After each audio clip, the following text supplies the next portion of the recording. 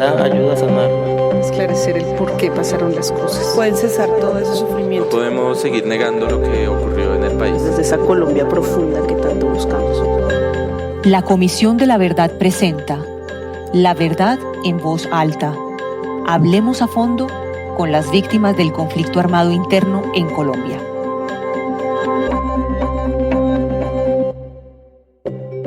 Hola, muy buenos días. Los saluda Claudia Morales. Les doy la bienvenida a La Verdad en Voz Alta y también nuestro agradecimiento por conectarse con nosotros y por interesarse en oír los testimonios de las víctimas del conflicto en Colombia. Este es un día especial porque en 1985, un día como hoy, Bogotá fue el epicentro de un evento devastador. Ocurrió la toma del Palacio de Justicia. Un miércoles 6 de noviembre a las 11:30 de la mañana entró un grupo de guerrilleros del M-19 al palacio, que está ubicado en el costado norte de la Plaza de Bolívar. La guerrilla tuvo aproximadamente 350 rehenes, entre ellos magistrados, servidores judiciales, consejeros de Estado, visitantes, empleados. Y luego del ingreso de ese grupo, la policía y el ejército colombiano empezaron una operación para retomar el palacio. Y esto se prolongó hasta un día como hoy, un 7 de noviembre.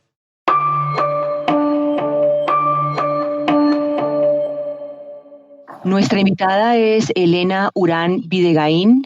Elena estudió ciencias políticas y es autora del libro Mi vida y el Palacio, editado por la editorial Planeta. Es hija del magistrado Carlos Horacio Urán, quien fue desaparecido y asesinado en los hechos relacionados con la toma del Palacio de Justicia, hoy justamente hace 35 años. El magistrado Urán trabajaba como magistrado auxiliar en el Consejo de Estado. Elena, bienvenida a La Verdad en Voz Alta. Muchas gracias por aceptar esta invitación. Hola, el gusto es mío poder estar acá y hablar con todos ustedes. Gracias.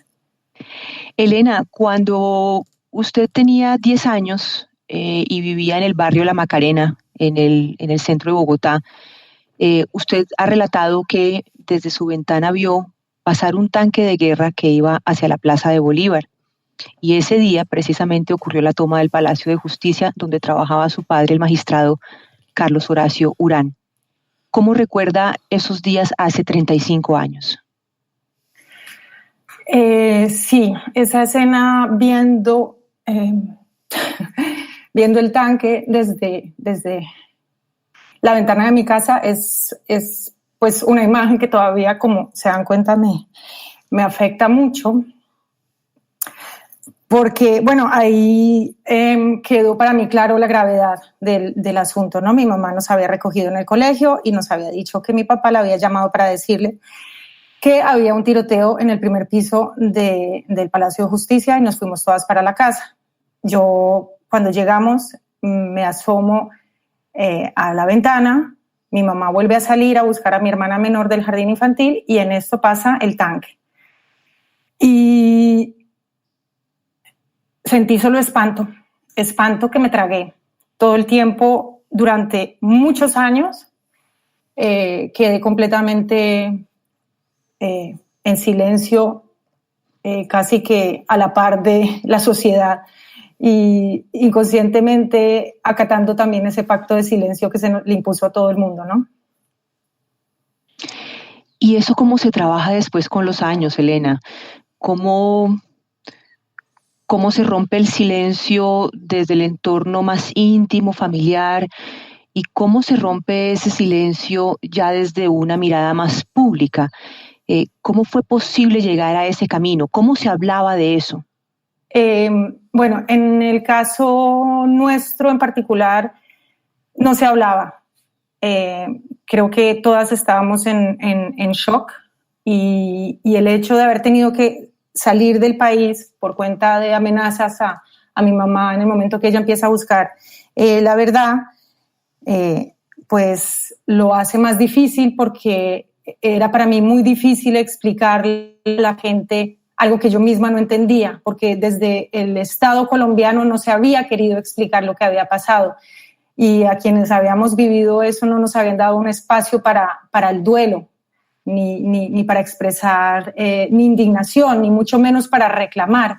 Entonces, al uno no poder tener ese espacio ni en lo íntimo ni en lo público, es muy, muy, muy difícil sobrellevar. Tuvo que pasar muchísimos años hasta que yo, ya siendo adulta en Alemania, empecé a darme cuenta, y esto porque Alemania es un país que ha hecho un trabajo grande en cuanto a memoria se trata, y empecé a darme cuenta cómo ellos manejaban su pasado de horror.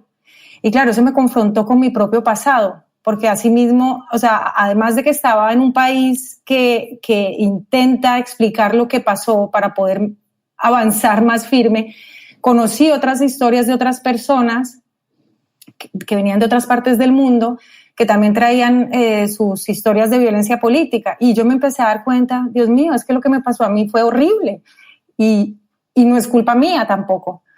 Y entonces ahí lentamente y muy tímidamente también empecé a querer indagar más, ¿no? Y justo al cabo de los años se abrió el caso de las personas desaparecidas del Palacio de Justicia, y la fiscal, buscando pruebas para estos casos, encontró la billetera de mi papá en una guarnición militar en el Cantón Norte, en una bóveda secreta, y bueno, y ahí compulsó copias, y pues digamos que la cosa quedó clara después también de la exhumación, lo que había pasado con mi papá. Entonces, ese segundo paso, o sea, para mí fue Alemania muy, muy esencial en mi proceso de memoria, pero después el hecho de que se esclareciera, no, bueno, porque todavía no se ha condenado a nadie, pero por el caso de mi papá, pero el caso de que la fiscal abriera el caso, investigara y mostrara las pruebas, es para cualquier víctima muy importante, porque entonces uno entiende y le da sentido a todo lo que antes estaba como en el aire, y bueno, y ahí arranca como una transformación, por decirlo así. Ok. Precisamente eso que está mencionando sobre el papel que tuvo la fiscal Ángela María Buitrago me permite entrar en la siguiente pregunta, y es que cuando terminó la toma y la retoma del Palacio de Justicia entre el 6 y el 7 de noviembre de 1985, el magistrado Urán pues no aparecía, no estaba en ningún hospital, no aparecía en los registros de medicina legal, y luego viene ese video en el que se evidencia que él salió de allí, del palacio, caminando. Y pues bueno, posteriormente viene toda la investigación a la que rápidamente hacía referencia. Pero, ¿qué pasó, Elena, con su padre hace 35 años? Mi padre trabajaba en ese momento en la sección tercera del Consejo de Estado como magistrado auxiliar. La sección tercera es la encargada de condenar al Estado. Y en esa época el Consejo de Estado había condenado de manera histórica al Estado por un caso de tortura a una médica junto con su chiquita de 6 años, y el ejército estaba poco contento con esta condena. Mi papá, bueno, además de trabajar en la sección tercera del Consejo de Estado, era una persona que reflexionaba mucho, escribía sobre el rol de las Fuerzas Armadas en Colombia y cómo se congraciaban siempre hasta hoy con intereses extranjeros, concretamente Estados Unidos. Y bueno, cuento todo esto porque mi papá estaba dentro del Palacio de Justicia cuando lo agarró pues esta batalla entre los dos guerreros y él logró salir después de casi 27 horas de combate, pero nosotros no supimos nada de él, no lo encontraba mi mamá en ningún hospital, no lo encontraba en medicina legal. Una periodista, Julia Navarrete, que estaba cubriendo ese día los hechos, la llamó por teléfono. Ella conocía a los magistrados porque ella era reportera para el Congreso y para el Palacio de Justicia. Entonces ella la llamó y le dijo, yo vi a su marido salir, búsquelo, él está herido, pero búsquelo. Y mi mamá, claro, como loca, desesperada buscándolo y no aparecía. En medicina legal no aparecía, el 7 no aparecía, en la lista de los rehenes no aparecían, los rehenes, personas rescatadas. El 8, una amiga médica que conocía medicina legal porque ella había trabajado ahí, va a medicina legal, busca en cada uno de los cuartos y ella finalmente la dejan ir a un cuarto que estaba apartado, que la llamaban el cuarto de los guerrilleros, y ahí encuentra el cuerpo de mi papá desnudo, lavado, como NN, junto al de otras tantas personas, varios de ellos guerrilleros, según lo reconoció ella, pero también otros magistrados. Esto pues a nosotros nos da a entender, o por lo menos a mí, que a mi papá lo tenían ya casi listo para desaparecerlo, pero gracias a esta amiga lo logramos recuperar y pues retomó su identidad porque lo tenían ahí como NN. Entonces vuelvo a lo que contaba inicialmente, que la fiscal encontró 22 años después la billetera escondida en la guarnición militar, lo cual también deja ver que ellos sabían exactamente quién era mi papá, que ellos habían escondido su identificación durante 22 años. Mi papá pasó por manos de inteligencia militar y ellos tenían claro quién era esta persona, qué era, cuáles eran sus investigaciones, en qué sección del Consejo de Estado estaba, sobre qué escribía, en qué movimientos había participado.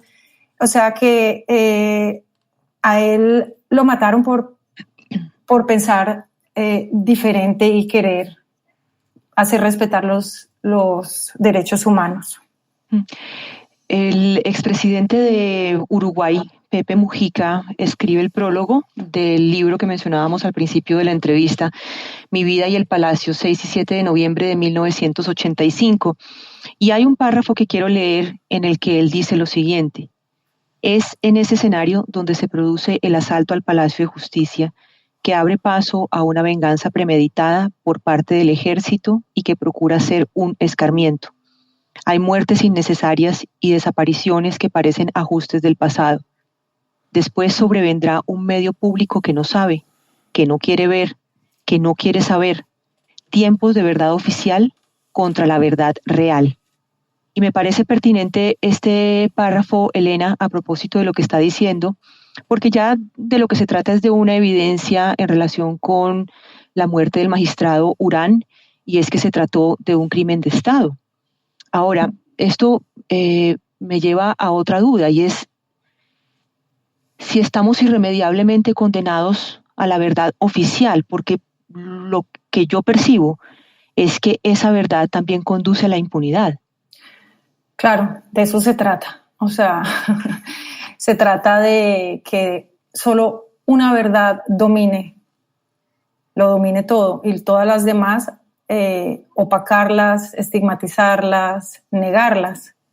Y en esto, cuando el expresidente Pepe Mujica habla de los medios, creo que se refiere a que ellos, bueno, digamos que yo lo pongo en el libro, se encargaron de, digamos que los medios han tenido un rol muy predominante en el conflicto armado en Colombia, Y en el caso concreto del Palacio de Justicia, replicaron la versión oficial y, por ejemplo, justo después de los hechos, lo que se divulgó fue que el narcotráfico había financiado a la guerrilla para entrar a quemar los expedientes, porque en esa época, algo que es cierto, los magistrados de la Corte Suprema estaban discutiendo los casos de extradición. Pero lo que faltó decir en el relato fue que las Fuerzas Armadas también tenían, o que los magistrados del Consejo de Estado también estaban investigando, tenían 1.800 casos o procesos abiertos por violación de derechos humanos de parte del ejército. Entonces se cuenta solamente una parte de la historia y la otra se esconde, se omite. Entonces no le dejan a las personas la posibilidad de que ellos, bajo su propio criterio, pero teniendo la información completa, hagan sus conclusiones. Y bueno, y así es como se mantiene pues la narrativa de los héroes y villanos, y las cosas no son tan sencillas como esa.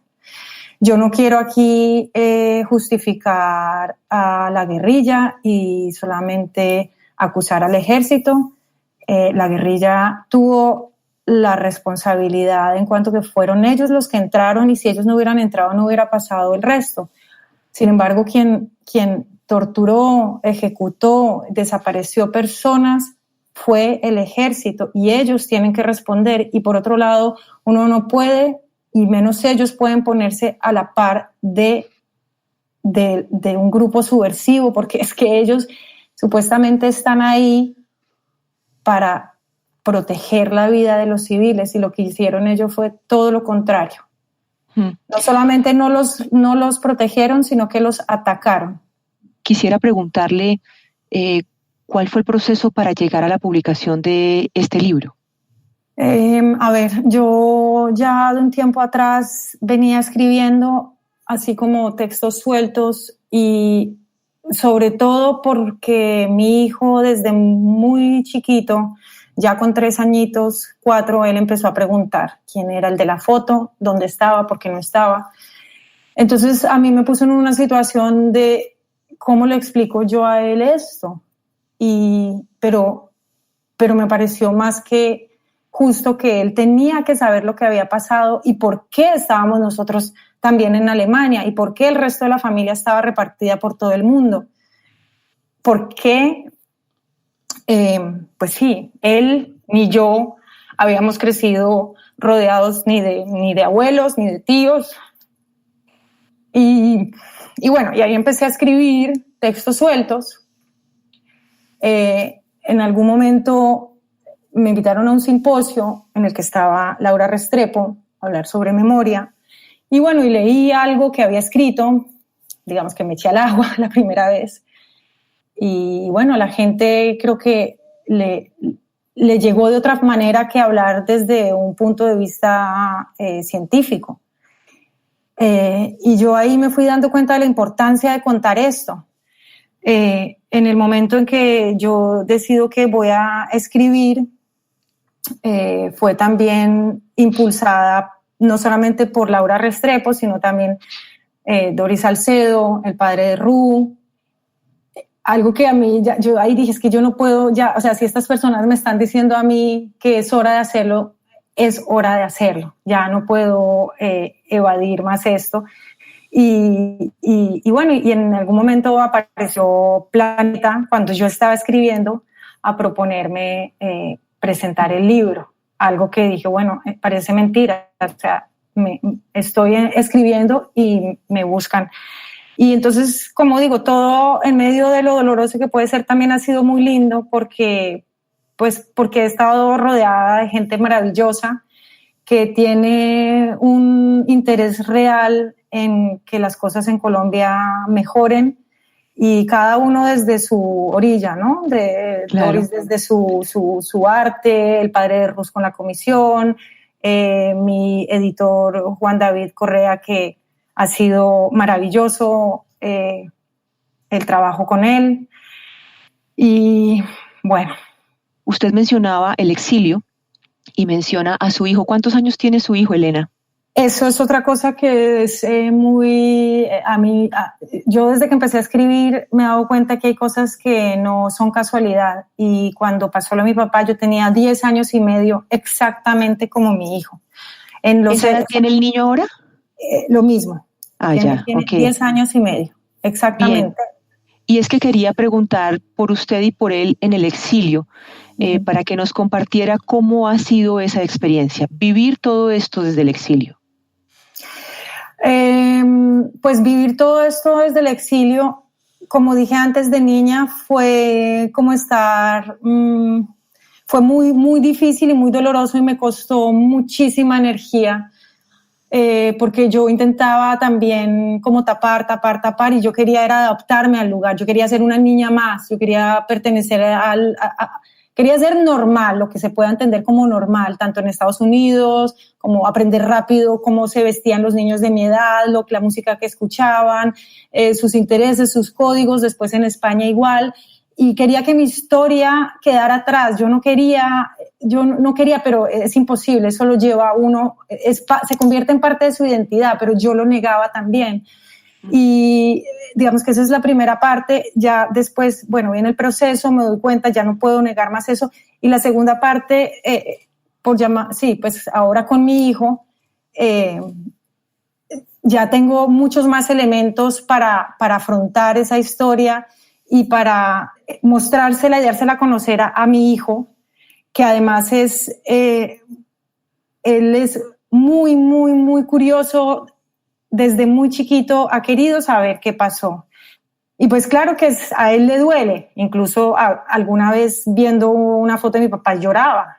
Y así, de la nada. O sea, porque sabemos también hoy en día que los traumas se heredan. Pero el hecho de haber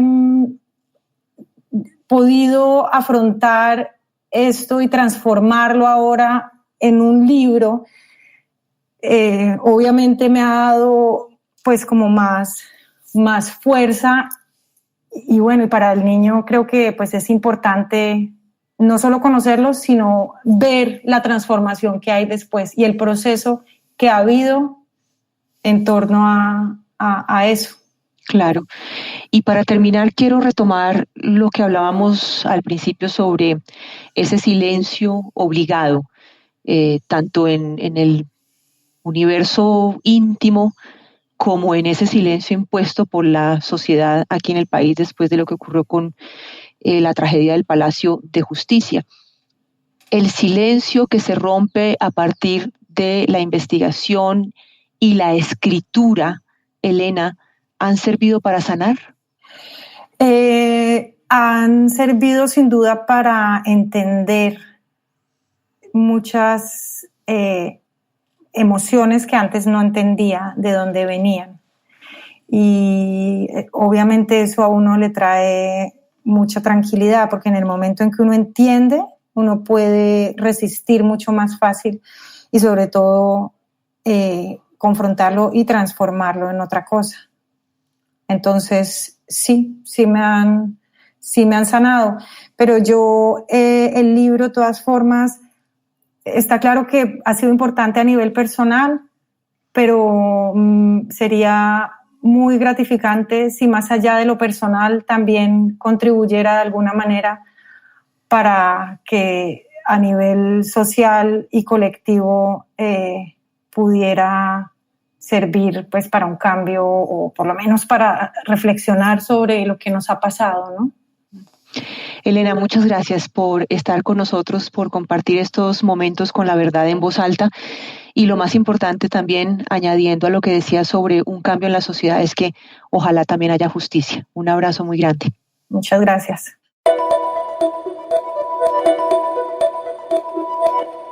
La entrevista con Elena Urán estará disponible en la página www.comisiondelaverdad.co, también en las redes sociales de la Comisión de la Verdad y en las cuentas de Spreaker y Spotify con el nombre del programa, La Verdad en Voz Alta.